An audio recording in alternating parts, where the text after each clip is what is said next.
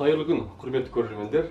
Маманның кеңесі айдарының келесі санының қонағы Түпқараған аудандық тұрғын үй коммуналдық шаруашылығы, жолаушылар көлігі және автомобиль жолдары бөлімінің бас маманы Дажабаев Айбек Амангелдіұлы. Өздеріңізге белгілі, айдарымыздың мақсаты жастар арасында мемлекеттік бағдарламаларды түсіндіру, олардың тиімділігі туралы ақпараттық түсіндіру жұмыстарын жүргізу. Бүгінгі тақырыпқа арқау болған тақырып бақытты отбасы бағдарламасы. Айбек Амангелдіұлы, айдарымызға қош келдіңіз. Енді Түпқараған ауданында 3-ші жыл қатарынан жүзеге асырылып отырған бақытты отбасы бағдарламасы жергілікті әкімдікте баспана кезегінде тұратын отбасылар бағдарламалық талаптарына сай келген жағдайда баспана алады. Бұл бағдарлама қазіргі таңда әлеуметтік әлсіз саналатын топтағы отбасыларға едәуір көмек болып отыр. Енді алғашқы сұрақ болсын, Айбек мырза, бақытты отбасы бағдарламасына қысқаша тоқталып кетсеңіз. Бақытты отбасы бағдарламасына кімдер қатыса алады? Бағдарламасы бойынша қандай үйлер алуға болады? Рахмет. Қайырлы күн, достар. Жалпы бақытты отбасы бағдарламасы деп, яғни табысы төмен отбасыларға тұрғын үй алуға арналған ол несиелік бағдарлама.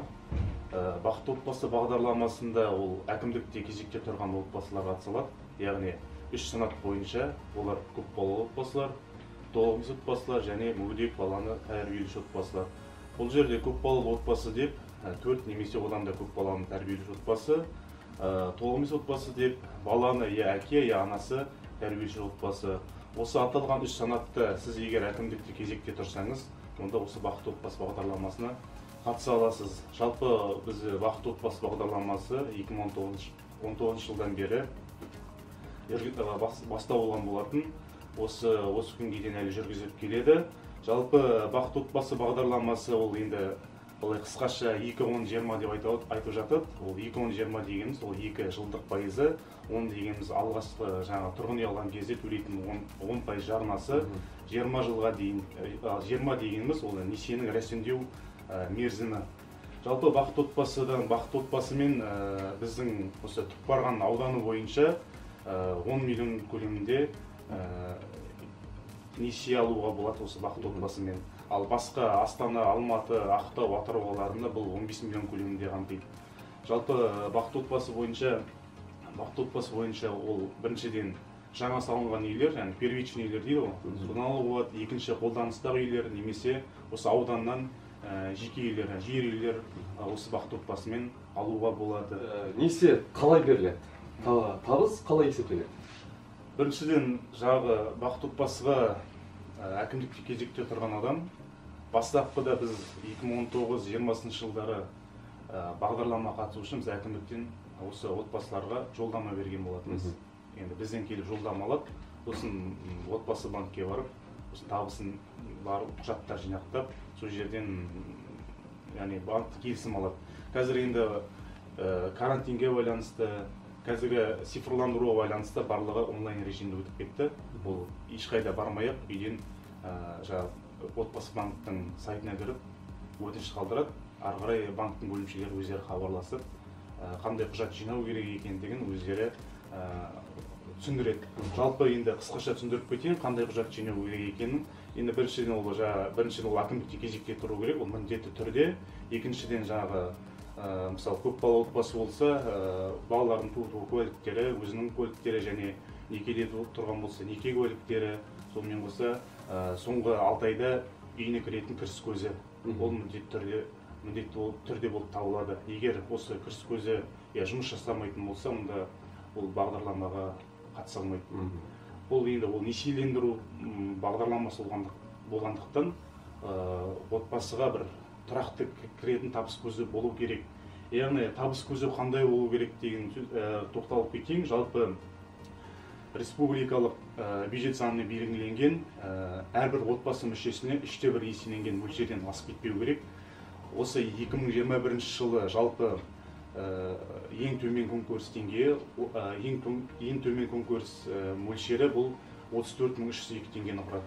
Жаңағы 34.302 теңгені 3/1 еселенге көбейткен кезде 106.336 теңгені құрайды. Яғни бір отбасыға, бір адам отбасына 106.336 теңгеден табыс көзі асып кетпеу керек. Яғни асып кеткен жағдайда бұл табысы асып кетті деп қатыса алмай қалады. Осы мөлшерден аспаса, ол бақытты отбасына қатыса алады. Яғни өзінің қалаған сомасына үй алады деген сөз. Егер де жаңағы жолдасы немесе өзі жұмыс жасап тұрып табысы жетпей қалған жағдайда болса, онда жаңағы саздай өмшек деп атамыз ғой, оны да қосымша алдыртуға болады. Яғни егер де екіншіден де тағы бір айта кететін жайт, егер де тағы да осы жұмыс жасап тұрып табысы жетпесе, қосымша кіретін табыс көздері есептеледі. Мысалға шәкіртақы дейді, жаңағы көп бала алатын айлық несі жаңағы пособие дейді ғой, соның барлығын банктер өзі қарап есептеп береді. Сондай бір жеңілдіктері бар. Сонда Айып мырза, отбасында зейнеткер ата-әжесі болса, олардың табысы есептеледі ме? Ол жерде табысы есептелмейді. Именно жаңағы кім банкке өтім беріп тұр, сол адамның табыс көзі қосымша қаражаттар қарастырылады бұл жерде. Тағы мынандай сұрақ болсын, Айып мырза. Осы бақытты отбасы бағдарламасы қашанға дейін жалғасады? Нақты мерзімі бар ма, әлде шектеусіз бе? Жалпы бақытты отбасы негізі Нұрлы жер мемлекеттік бағдарламасы 2020-2025 арналған бекітілді бағдарламасы. Енді бұл 2025 жылға дейін болады деген сөз. Әлі де 3 жыл бар деген сөз. Жалпы енді бақытты отбасы бағдарламасы бойынша 2019 жылы бізде 25 отбасы өздерін баспаналы болды. Одан кейін 2020 жылы 16 отбасы баспаналы болса, биыл 2021 жылы 10 отбасы банктен келісім алып, тұрғын үйлерін рәсімдеп жатыр. Жалпы басында осы бақытты отбасыны халық кішкене түсінбегендіктен ба, тиімді көрмеді. Кейіннен кейін біздер осы отбасы банк өкілдерімен аудандарды аралап, түсіндіру жұмыстары жүргізіп, соның нәтижесінде халық оның тиімділігін көріп, өтініштері көп. Яғни бастапқыда 19 жылдары, 20 жылдары осы бағдарлама басталмай жатқан кезде жалпы тұрғын үй кезегіне тіркелу өтініштер аз болатын. Осы бағдарлама басталғалы осы көп балалы отбасылардан өтініштер көп түсуде. Сонымен қатар мына бюджет санатынан жаңағы көп балалы отбасыға ауысып кетіп жатқан санаттарын өзгертіп жатқандар ол, яғни бұл бағдарламаға мен қатысамын деген сияқты ниетпен білдіріп ауысып жатқандар да бар да. Ниет білдірушілер көп. Себебі бұл бағдарламаның тиімділігін халық түсінді да. Сондықтан қазір де өтініштер көп түсуде. Әлі де 2025 жылға дейін жалғасады. Әлі де жалғасады. Айып мырза, бағдарлама бойынша басқа қаладан баспана алуға бола ма? Бағдарлама бойынша осы Маңғыстаудың аумағында ғана алады. Яғни біз барған аудандар Ақтау, Өзен, басқа да елді мекендерден, аудандардан баспана алуға, бірақ енді басқа қалалардан бұл алуға мүмкіндік жоқ. Сонымен қатар тағы да бір айта кететін жайт, жалпы бақытты отбасы бағдарламасымен мысалы банктен келісім алған жағдайда, жаңа басында айтып кеттім, 10% жарнасын төлеу керек деп. Бұл осы отбасыларға жеңілдік бар, яғни әкімдіктен 10%-ын төлеп береді, яғни 1 миллион көлемінде сертификат беріледі. Жалпы осы жылы елімізде 3 отбасыға төледік, яғни бұл да бір тұрғындарға, кезекте тұрған отбасыларға бір үлкен жеңілдік деп ойлаймыз. Енді мынандай бір сұрақ болсын, бағдарламаға қатысушы үміткердің басқа банктерде төленіп жатқан несиесі болса, бақытты отбасы бағдарламасы бойынша баспана ала алады ма? Әрине баспана ала алады, бірақ несиесін бағдарламаға қатысам деп адам енді бірден ойлап жүреді алдын ала, қатысам, бірақ несиесін жауып тастаған жақсы да алдын ала. Бірақ енді ары қарай бірақ та жаңағы несі кіріс көзі жетіп тұрса, ол несиеде онда кедергі болмайды негізі. Бірақ несиелерін жауып тастаған абзал деп ойлаймын.